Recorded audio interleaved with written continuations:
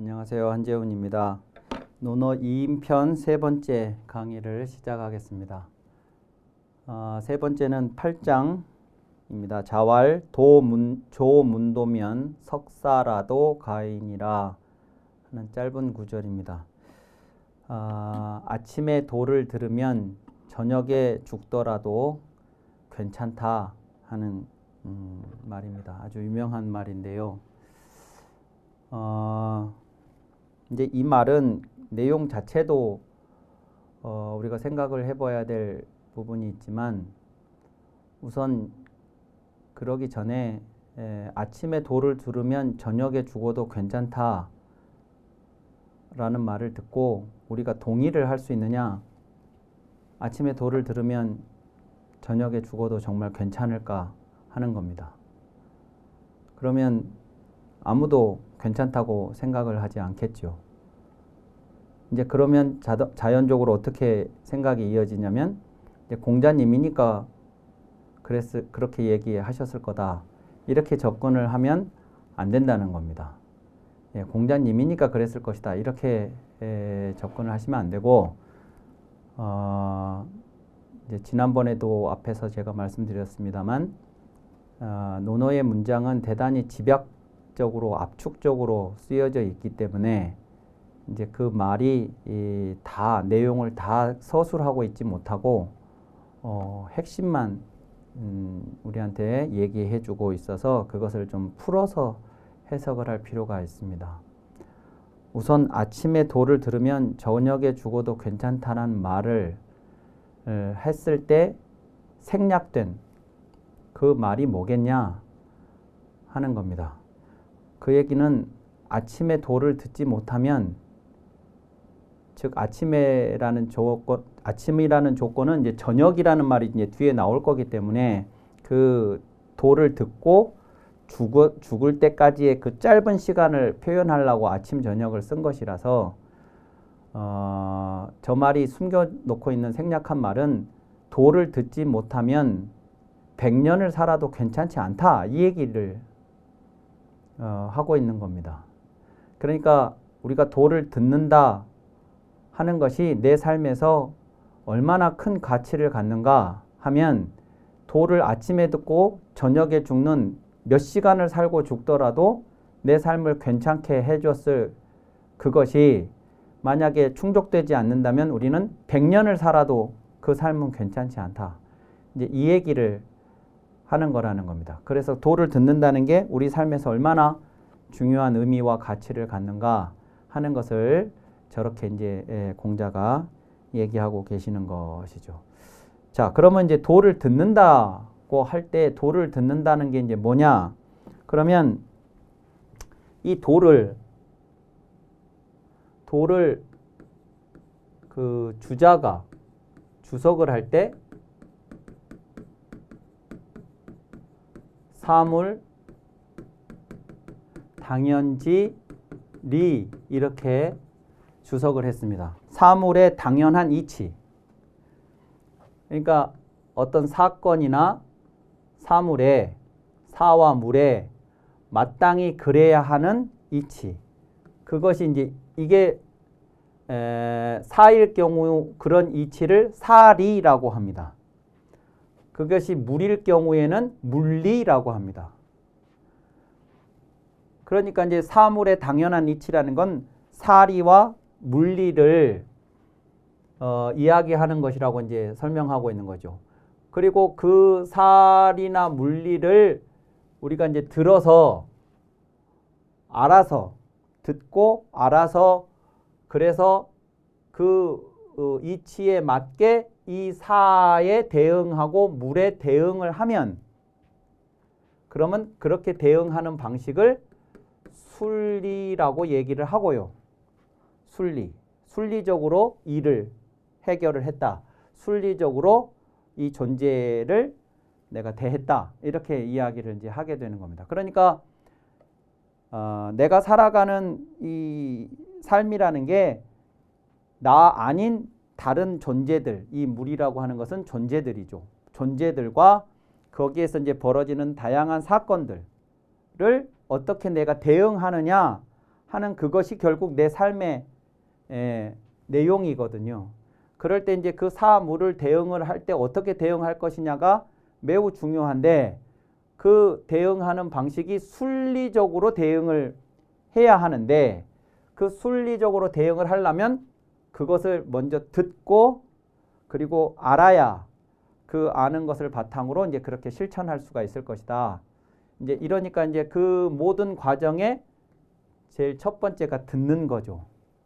그래서 저 듣는다는 것은 이제 귀로 우리가 듣는다는 것이 일차적 의미이기는 합니다만 그보다는 듣고 알아서 행하는 이제 그런 거 전체를 이야기하는 제일 첫 걸음을 지금 얘기하고 있다. 이렇게 이해를 하시면 되겠습니다. 자, 그런데 이제 그렇게 설명을 들으면 이제 이 도라는 게 그렇겠다는 걸 이제 알 수가 있는데 이것은 이제 주자의 해석이고 이 문장 그대로 보면 아침에 도를 들으면 아침에 길을 들으면입니다. 길. 그러니까 이제 공자가 말씀하신 저 길이 방금 주자가 설명하신 그런 사물 당연의 이치 그것이었을까? 그것은 알 수가 없습니다. 이제 그 해석은 대단히 중요한 소중한 해석입니다. 근데 그거하고 별도로 공자가 말하는 것은 제가 보기에는 그보다는 훨씬 더 직접적인 이제 길이라고 표현이 되었다는 것을 좀 주목을 하실 필요가 있다는 거죠. 자, 그래서 이제 길을 좀 보시면 이런 겁니다. 이게 길입니다. 물론 이제 이게 좀 특별한 길이기는 합니다만 세상의 모든 길은요. 모든 길은 다 저런 식입니다. 이제 저런 식이라는 게 뭐냐면 이게 이 산골짜기에 이 길이 왜 났겠습니까? 이유 없이 저것이 났을 리가 없습니다. 길이 저기에 저렇게 생긴 이유는요. 저 산 밑에 살고 있는 사람들이요. 저 산 위를 가고 싶은 거예요. 그래서 한 사람이 가고 두 사람이 가고 세 사람, 10사람, 100사람, 1000사람이 계속 가다가 보니까 길이 난 거고 앞으로 갈 사람들을 위해서 더 길을 좀 쉽게 가자고 저렇게 길을 닦아놨겠지요. 저게 지금 포장이 됐냐 안 됐냐는 중요한 게 아닙니다. 중요한 것은 첫 번째가 뭐냐면 저 산 밑에 살고 있는 사람들이 저 산 꼭대기에 가고 싶어 한다 하는 겁니다. 그 가고 싶어 하는 그 목적지까지 저 길은 나 있는 거죠. 그러니까 모든 길은 목적지가 있어요. 목적지가 있는데 그런데 그 목적지를 가는데 이제 어떻게 갈 거냐 하는 거죠. 어떻게 갈 거냐. 그래서 두 번째는 목적지에 빨리 가는 것보다 안전하고 정확하게 가는 것이 중요합니다. 이 길이 말하자면 이렇게 직선으로 나 있으면 요만큼의 길이면 되는데요. 이게 이렇게 꾸불꾸불 하면 몇 곱절이 더 거리가 늘어납니다. 그런데도 왜 저렇게 길이 났느냐? 그러면 이렇게 직선으로 가라고 하면 전문 산악 등반인이 아니면 이 꼭대기를 도저히 갈 수가 없고요. 그런 사람들이라도 저것을 저렇게 비탈진 경사가 진 저 산 꼭대기를 가다가 또 무슨 사고가 날 수도 있습니다. 그래서 그런 방식이 아니라 많은 사람이 안전하고 정확하게 가려다 보니까 길은 이렇게 난 것입니다. 그러니까 빨리 가는 것이 길의 목적이었으면 직선으로 모든 길은 났겠지만 세상의 모든 길은 직선으로 나 있지 않습니다. 다 이렇게 구비구비로 이렇게 되어 있습니다. 지금 이렇게 도로를 내는 기술이 아주 발달한 지금도 출발지에서부터 목적지까지가 직선으로 나 있는 길은 없어요. 다 이렇게 중간에 휘지요. 뭐 그 정도를 조금 줄였다고는 할 수 있어도 완벽하게 직선으로만 되어 있는 길은 없습니다. 그것은 빨리 가는 것보다 안전하고 정확하게 가는 게 중요한데 그 안전하고 정확해라는 말 안에는 많은 사람들이 들어 있습니다. 많은 사람들이 그 목적지에 가려니까 그런 겁니다. 전문 산악인들 같은 특별한 사람들만 그 목적지에 가는 게 아니고 많은 사람들이 그 길을 가야 하고 그리고 실제 그 길을 갖고 그러다 보니까 그 길은 그런 식으로 난 거죠. 자, 이 길이라는 게 이제 이런 속성이 있듯이 인간이 살아가는데도 저 속성은 그대로 적용이 가능합니다. 인간이 목적 없이 살 수는 없다는 거예요. 저 목적이라는 말이 요즘에 우리들이 사용하는 말로 바꾸자면 꿈입니다. 우리가 왜 사냐 하는 문제입니다. 우리가 뭐 하려고 사는 거냐, 인간은 왜 사는 것이냐 하는 그 삶의 목적이 있다는 거예요. 인간이 어떻게 살아야 되는가, 왜 살아야 되는가 하는 그 인간의 삶의 목적이 있고 그 목적지를 이제 가진 사람들이 그러면 그 목적지에 어떻게 갈 거냐 라고 하는 이제 그 방법이 이제 그 다음에 다시 고민이 된다는 것이죠. 이제 그런 어디를 목적지로 우리가 설정을 할 것이냐, 삶의 목표로 설정을 할 것이냐. 어떤 사람들은 돈을 많이 버는 것을 삶의 목표로 설정하는 사람도 있을 수 있고요. 또 어떤 사람들은 돈을 조금 덜 벌더라도 더 다른 데다가 더 가치를 두고 그 가치를 위해서 살아가는 사람들도 있습니다.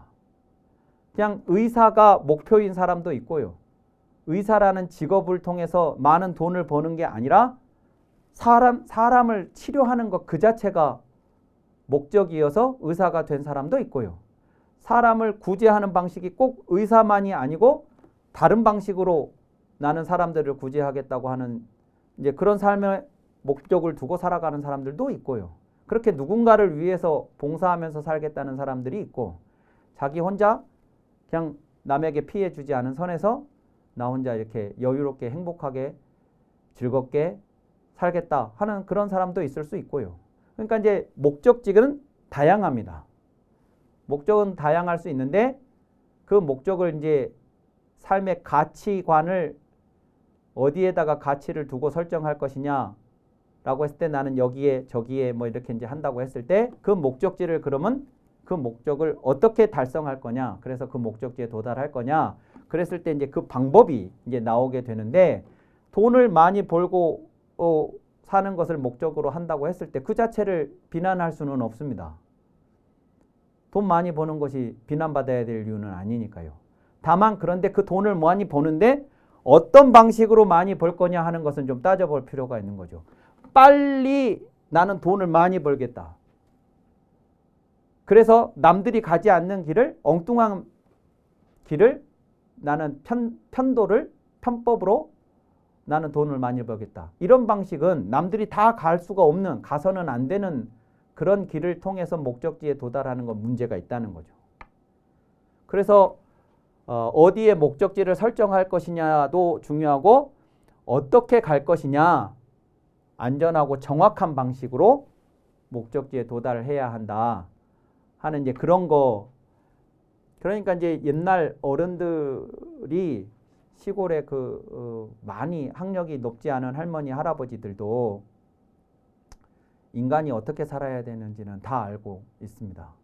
그래서 자식들이나 손자들한테 뭐 출세하고 다 좋은데 남한테 욕먹을 짓 하지 마라. 남한테 손가락질 받을 짓 하지 마라.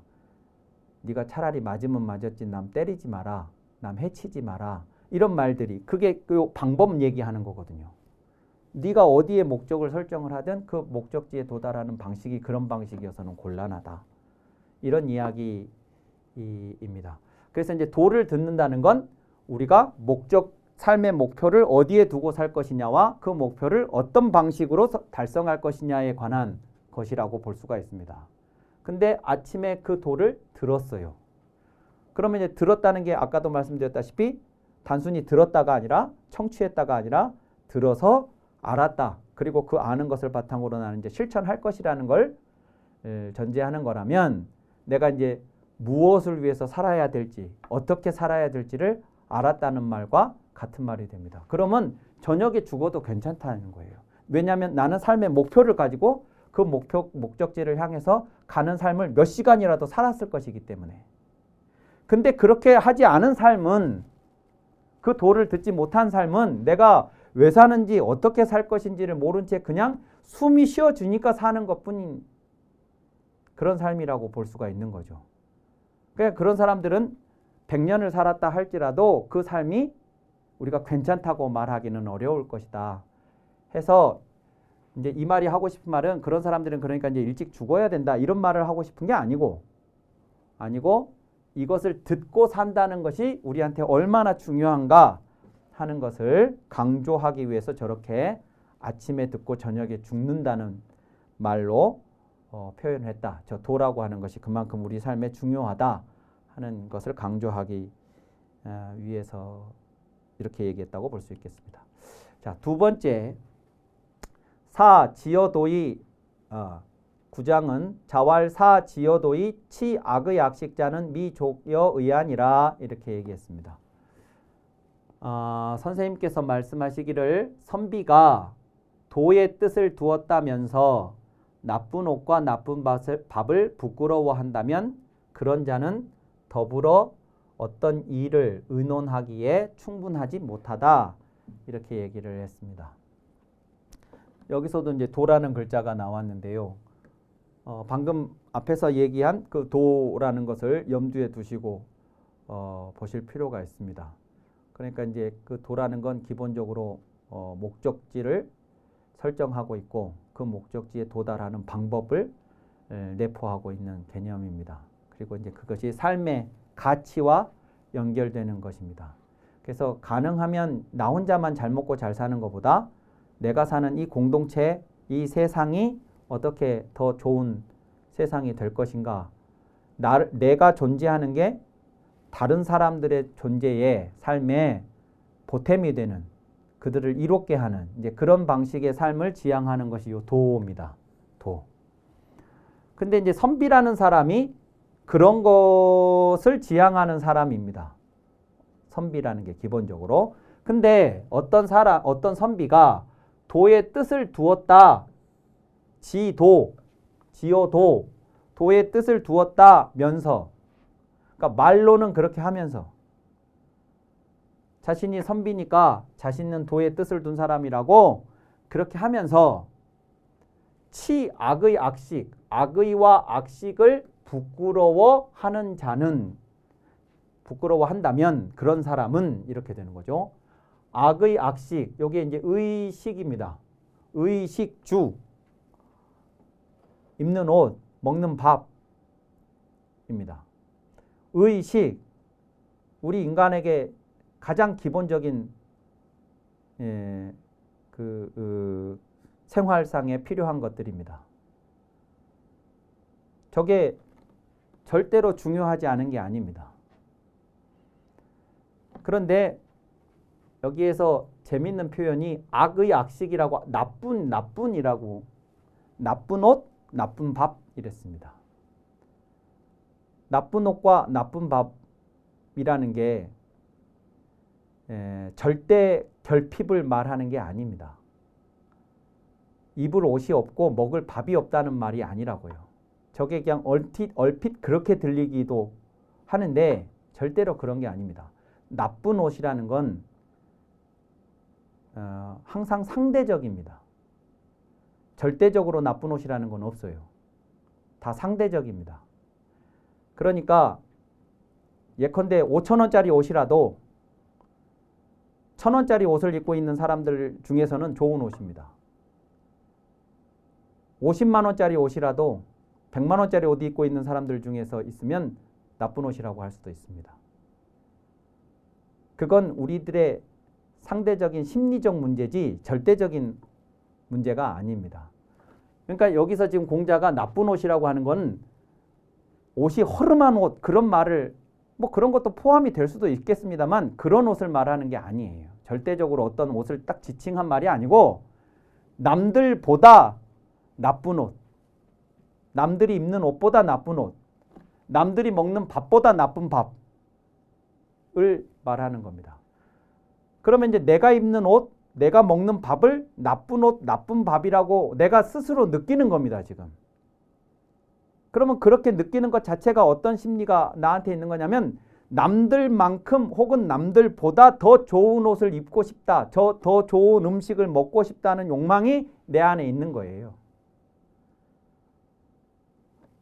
여기서 이 나쁜 옷과 나쁜 밥에 대한 나의 반응이 부끄러움이잖아요.